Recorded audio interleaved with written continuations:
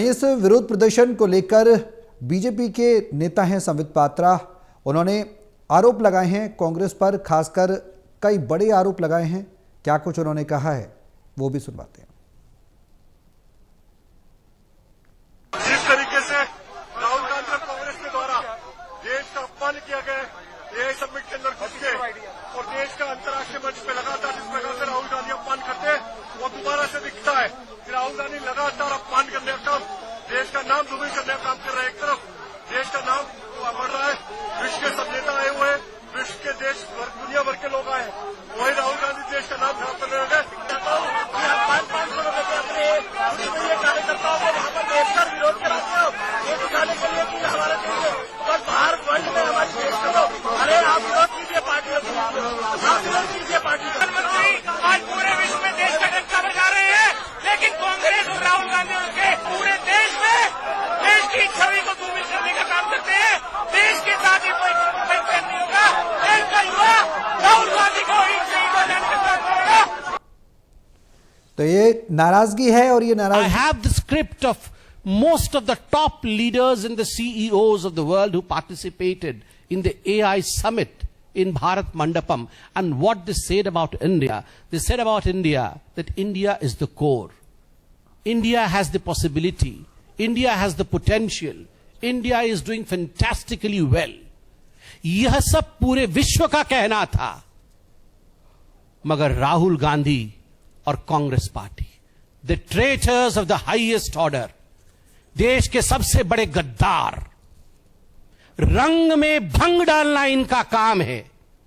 जहां देश आगे बढ़ेगा, जहां देश में खुशियों की रंग छाएगी, वहां वो भंग जरूर डालेंगे। ये गद्दार है। तो बीजेपी कार्यकर्ताओं का विरोध प्रदर्शन, और उसके बाद उससे पहले हमने देखा कि कांग्रेस के कार्यकर्ता ये विरोध प्रदर्शन कर रहे हैं, अर्धनग्न होकर। यही इम्पैक्ट समिट में बेहद शर्मनाक की स्थिति है, और अब नाराजगी और टकराव की स्थिति देखने को मिल रही है। दो तस्वीरें आप देख सकते हैं। पहले कांग्रेस का प्रदर्शन हुआ दिल्ली एआई इम्पैक्ट समिट में, उसके बाद बीजेपी में रोष देखने को मिला। बीजेपी के भारतीय जनता युवा मोर्चा के कार्यकर्ताओं ने राहुल गांधी के घर के बाहर प्रदर्शन किया है, और कहीं ना कहीं इसे भारत को नीचे दिखाने वाला बताया है, और राहुल गांधी का पुतला भी फूंका गया है। हमारे सहयोगी हमारे साथ जुड़ गए हैं ज़्यादा जानकारी के लिए। जितेंद्र शर्मा हमारे साथ हैं। जितेंद्र, एक बार टकराव की स्थिति फिर से देखने को मिल रही है।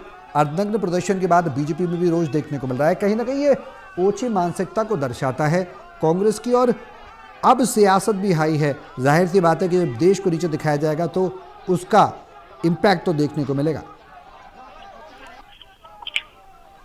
बिल्कुल, देखिए राहुल गांधी के घर के बाहर इस समय भाजपा के जो नेता हैं वो विरोध प्रदर्शन कर रहे हैं। उनका साफ तौर पर ये कहना है, जैसे कि हमने संबित पात्रा को भी सुना, उनका भी साफ तौर पर ये कहना था कि देश जब भी आगे बढ़ने की तरक्की करता है तो उसमें भंग डालने का काम जो है वो राहुल गांधी करते हैं, और देश के गद्दार जो करार दिया है वो राहुल गांधी को देश का गद्दार बताया है संबित पात्रा ने। और साफ तौर पर ये कहा है कि एआई समिट में जिस तरीके से कांग्रेस के कार्यकर्ताओं ने अंदर घुसकर, जिस तरीके से टी शर्ट उतार कर विरोध प्रदर्शन किया है, यानी कि देश को नीचा गिराने की कोशिश जो है वो राहुल गांधी की तरफ से की गई है। तो साफ तौर पर कहा जा सकता है कि अब भाजपा जो है वो राहुल गांधी के घर के बाहर विरोध प्रदर्शन कर रही है। दो विरोध प्रदर्शन आज हमने देखे। दिन में देखा कांग्रेस ने जब एआई समिट के अंदर प्रदर्शन किया, और दूसरा हमने देखा कि भाजपा के कार्यकर्ता जो है वो राहुल गांधी के घर के बाहर विरोध प्रदर्शन करते हुए नजर आए। भाजपा के नेताओं का साफ तौर पर यही कहना है कि जब भी देश आगे बढ़ने की कोशिश करता है, आगे बढ़ता है, क्योंकि विदेशों के पर्यटक जो है वो एआई समिट में पहुंच रहे हैं, तो ऐसे में देश को नीचा गिराने की कोशिश जो है वो राहुल गांधी की तरफ से की गई है। तो फिलहाल अगर मैं दिल्ली पुलिस की बात करूं तो दिल्ली पुलिस ने इस पूरे मामले पर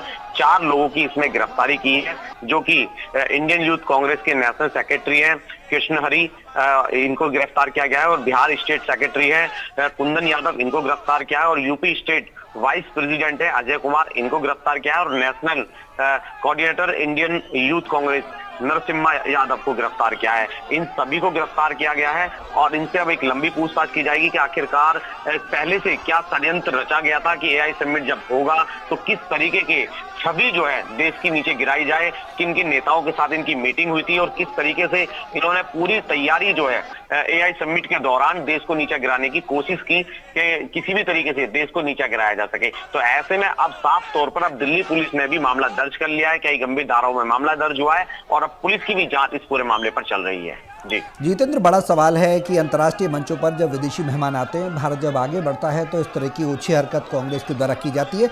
और ऐसे में सवाल ये है कि पवन खेड़ा सरीखे नेता अपने युवा जो कार्यकर्ता हैं, अपने जो युवा नेता हैं उनका समर्थन करते हैं, तो बेहद शर्म की बात और हो जाती है और जलालत की बात हो जाती है कि जब अंतर्राष्ट्रीय स्तर पर भारत की छवि को उठाना है, आगे बढ़ाना है, तब आप उसको गिराने की और कोशिश करते हैं और बड़े नेता, दिग्गज नेता आके कांग्रेस की सपोर्ट करते हैं इस तरह के प्रदर्शन को।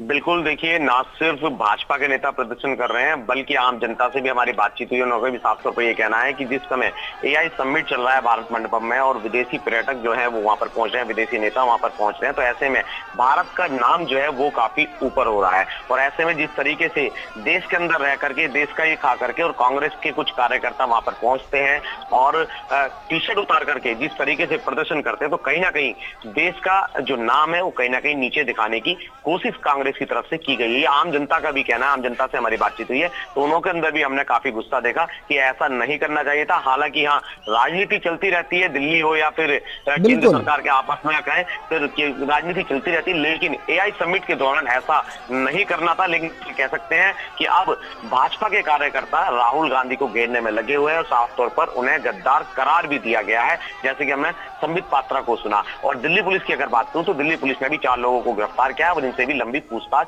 की जाएगी और पूछताछ के बाद क्या कुछ खुलासे होते हैं ये भी देखने वाली बात होगी। बिल्कुल, आप नजर बनाए रहें, अपडेट आपसे लेते रहेंगे। फिलहाल बहुत शुक्रिया जितेंद्र तमाम जानकारी साझा करने के लिए। तो ये 2 तस्वीरें बेहद ही शर्मनाक हैं। आज अंतर्राष्ट्रीय स्तर पर जहां भारत आगे बढ़ रहा है, वैश्विक दर्जा पाने का, विश्व गुरु बनने की दिशा में आगे बढ़ रहा है, तो वहीं कांग्रेस का यह प्रदर्शन वाकई में निंदनीय है।